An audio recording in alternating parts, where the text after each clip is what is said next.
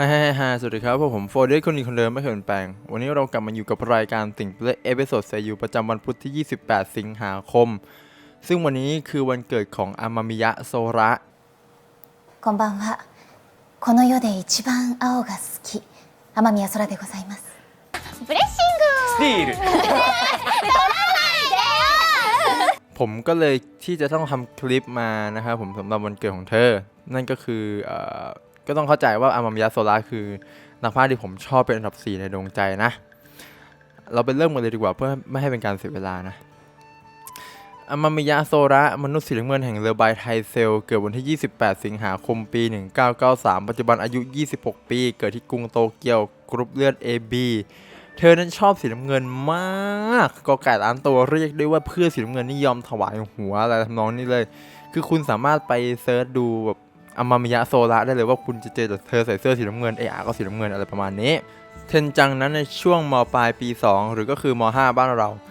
ณเวลานั้นเธอได้ดูวิดีโอรวมบทภาคของนักพากย์ระดับตำนานอย่างโซชิโร่มิยุกิเธอเลยได้แรงบันดาลใจแล้วก็สนใจในอาชีพนี้ในปี 2011 Music Day ได้จัดเวทีประกวด Super Seiyu Audition เพื่อหาเซยูรุ่นต่อไปที่จะมาต่อจากสเฟียร์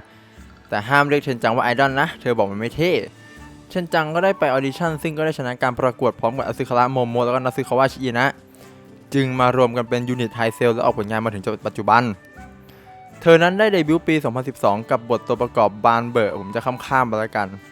ในช่วง 2013-2014 เธอได้มาพากย์ Idol Master Million Live ในบทชิโฮะซึ่งทำให้ดึงแฟนๆจากฝั่งไอมาร์ไปได้อีกเรียกได้ว่าผมก็ตามเธอจากไอมาร์เหมือนกันซึ่งไอเรื่องปีไอมาร์เนี่ยไม่ 12 ก็ 13 เนี่ยไม่ชัวร์แล้วนะผมจำไม่ได้มาในปี 2014 เธอก็ได้บทภาคตัวหลักสักทีกับบทเคาริจากอิชูคังเฟนซึ่งบทนี้พอออกมาก็เปรี้ยงปร้างมากเธอดังกระชอนเลยแหละแพ็คมาพร้อมกับเพลงอย่างคานาเดะของซุกิมะสวิชที่เธอได้นำมาร้องโคเวอร์เป็นเพลงปิดของเรื่องนี้แล้วร้องออกมาได้ดีมากๆนะบอกตรงแถมเรื่องนี้เธอก็พากย์ได้ออกมาได้ดีสุดๆเลยไม่พอในปีเดียวกันเธอก็มีผลงานอย่างอาคาเมะกับคิวในบทอาคาเมะนักฆ่าสาวสายโหดที่เธอพากย์ได้ดึงใจแฟนๆสุดๆพร้อมกับเพลงเปิดอย่างสกาลิสที่เป็นเพลงเดบิวต์ของเธอในฐานะศิลปินนักร้องเดี่ยวของเธอและก็ยังไม่จบในซีซั่นเดียวกับอาคาเมะเธอก็มีงานพากย์อย่างอโนอาซิโร่ที่เธอได้พากย์เป็นอลิเชียองค์หญิงอะไรของนั่นแหละนั่นแหละแล้วก็มีตัวละครอย่างอลิซาเบธจาก7 บาปนัสิโนไซไซยังไม่หมดยังมีโทกะจากโตเกียวกูล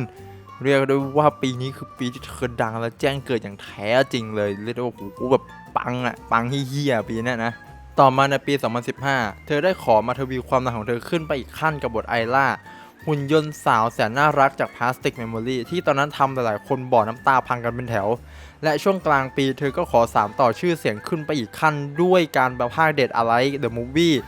กับตัวละครอย่างมายูริที่เธอพากย์ได้ดีมากๆแล้วก็มีอาจาก Monster Musume ที่สามารถดึงแฟนๆสาย Monster Musume ไปได้เยอะเลยทีเดียวและในปีเดียวกันนี้เองเธอก็ได้รับรางวัลนักพากย์หน้าใหม่ยอดเยี่ยมจากเวทีเซยูอวอร์ดนี่คือการตอกย้ำว่าอามามิยะโซระคือคนที่มีความสามารถอย่างแท้จริง